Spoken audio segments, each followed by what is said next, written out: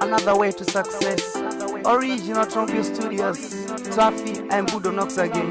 You know what I say. I heard someone is spelling your name, baby. Mudiwa wangu nogara wakasuwa inga masuvano pameso nongo Kufinyama andinotanza ndinoda undiudze kani mudiwa wangu tisakushungurudze.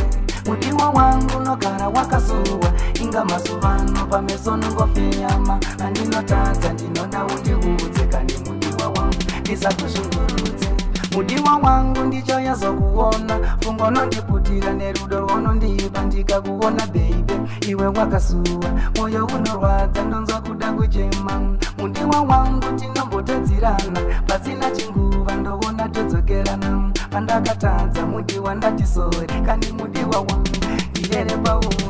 Mudiwa wangu nogara wakasuwa inga masuvano pameso nongo Kufinyama andinotadza ndinoda undiudze kani mudiwa wangu tisakushungurudze.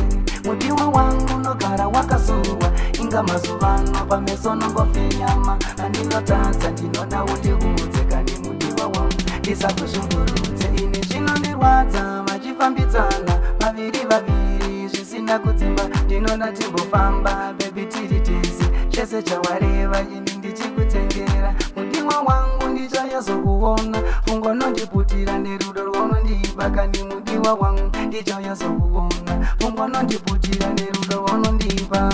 Mudiwa wangu nogara wakasuwa inga masuvano pameso nongo Kufinyama andinotadza ndinoda undiudze kani mudiwa wangu tisakushungurudze.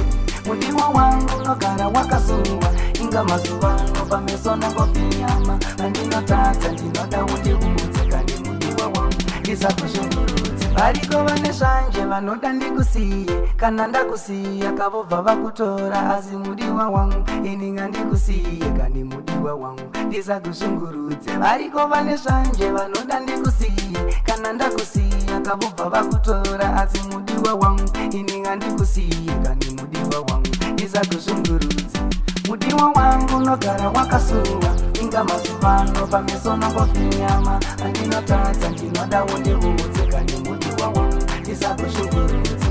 Mudiwa wangu nogara wakasuwa inga masuvano pameso nongo Kufinyama andinotadza ndinoda undiudze kani mudiwa wangu tisakushungurudze.